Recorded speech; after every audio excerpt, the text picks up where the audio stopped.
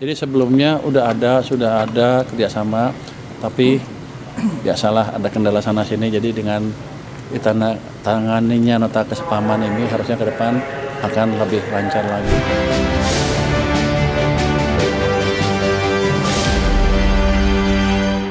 Menteri Keuangan Purbaya Yudi Sadewa bersama dengan Menteri Kehutanan Raja Juli Antoni menandatangani nota kesepahaman penguatan pertukaran data digital untuk kepentingan penguatan setoran perpajakan hingga penerimaan negara bukan pajak.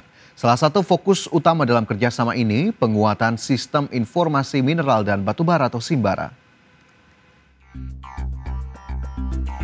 Menteri Keuangan Purbaya Yudi Sadewa bersama dengan Menteri Kehutanan Raja Juli Antoni resmi menandatangani nota kesepahaman penguatan pertukaran data digital untuk kepentingan penguatan setoran perpajakan hingga penerimaan negara bukan pajak. Purbaya menjelaskan bahwa salah satu fokus utama dalam kerjasama ini adalah penguatan sistem informasi mineral dan batubara yang nantinya akan terhubung langsung dengan data sektor kehutanan. Melalui sistem ini, perusahaan yang belum memenuhi kewajiban pajak atau PNBP dapat langsung terdeteksi dan otomatis diblokir aktivitas produksinya. Sih itu basically optimalisasi penerimaan negara di sektor kehutanan.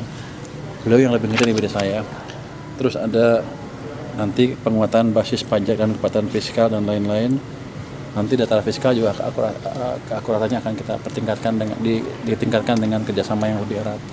Jadi sebelumnya sudah ada kerjasama, tapi biasalah ada kendala sana sini. Jadi dengan ditanganinya nota kesepahaman ini harusnya ke depan akan lebih lancar lagi. Dan potensi income-nya amat besar kalau ini bisa dijalankan dengan baik. Purbaya mengklaim potensi penerima negara dari penguatan pengawasan pembayaran perpajakan di sektor kehutanan ini sangat besar. Namun Menteri Keuangan belum berani mengungkapkan besarannya meski sempat menyebut bisa mencapai ratusan triliun. Dari Jakarta, Rani Stone Sanjaya, IDX Channel. Rendahnya serapan anggaran di sejumlah daerah menjadi perhatian khusus Kementerian Dalam Negeri. Menteri Dalam Negeri Tito Karnavian mewanti-wanti para sekretaris daerah untuk lebih bijak dalam penyerapan anggaran guna kepentingan masyarakat. Mendagri Tito Karnavian menyinggung rendahnya serapan anggaran daerah di sejumlah kabupaten kota di Indonesia. Saat memberikan pengarahan di hadapan 1.104 sekretaris daerah Kepala Bapeda se-Indonesia di kampus IPDN Jatinangor, Sumedang, Mendagri Tito menyoroti masih ada beberapa daerah yang belum maksimal dalam pengelolaan anggaran daerah, salah satunya dengan menyimpan uang di bank. Tito dengan tegas memberikan ultimatum agar polemik pengalihan sebagian anggaran transfer ke daerah segera difungsikan, agar Pemda lebih fokus dan efisien dalam membelanjakan anggaran untuk program yang berdampak langsung kepada masyarakat. Anggaran ini pengalihan ini terjadi, ya tentu diantaranya ada kesan di daerah itu tidak mampu mengelola dengan baik karena orangnya atau karena situasinya. Ada orang yang nggak bisa mengelola dengan baik, kepala daerah ataupun stafnya, mengakibatkan terjadinya kebocoran, korupsi, dan itu terbukti dan banyaknya kepala daerah kena. Atau karena situasi tarik-menarik dengan DPRD, itu dibuktikan juga dengan DPRD yang berdol desa.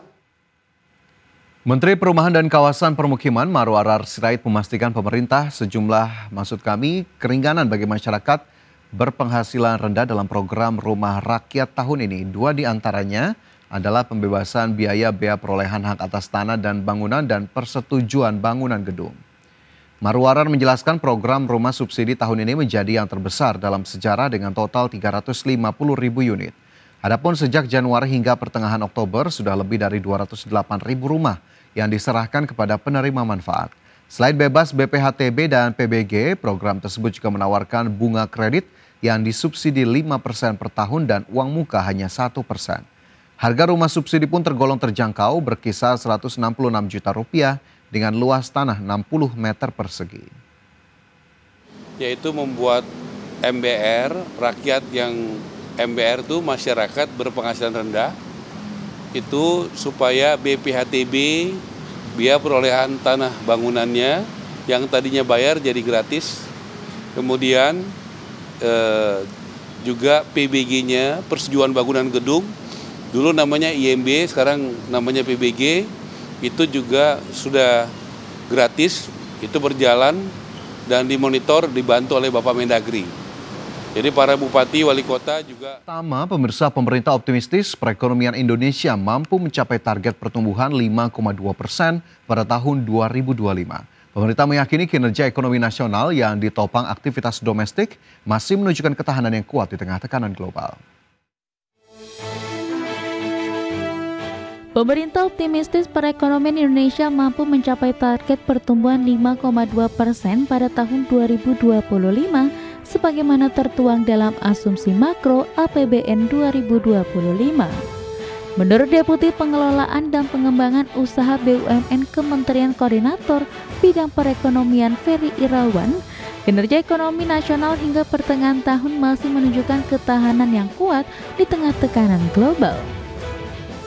Hal tersebut tercermin dari pertumbuhan ekonomi kuartal 2 2025 sebesar 5,12% yang sebagian besar bersumber dari aktivitas domestik seperti konsumsi dan investasi. Struktur pertumbuhan yang didominasi oleh aktivitas domestik ini diakui menjadi bukti resiliensi ekonomi nasional sekaligus modal penting untuk menjaga momentum di sisa tahun berjalan.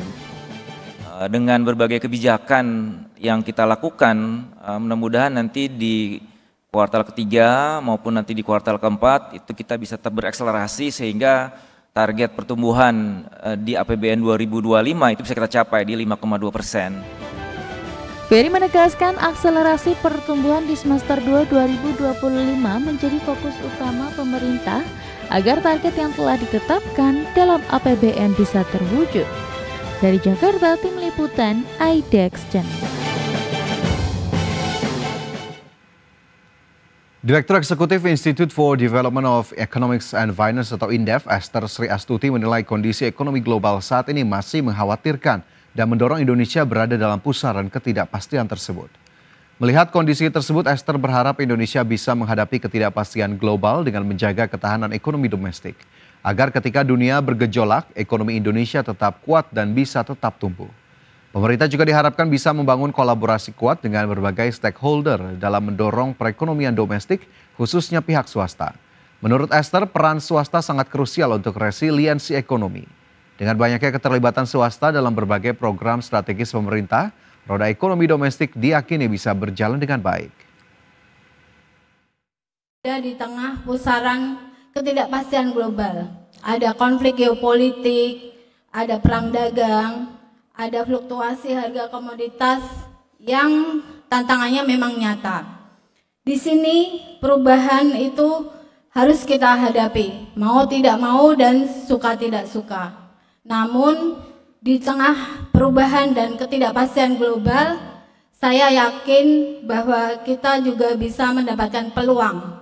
Peluang itu adalah pertama transformasi digital, kemudian berkembangnya rantai pasok regional.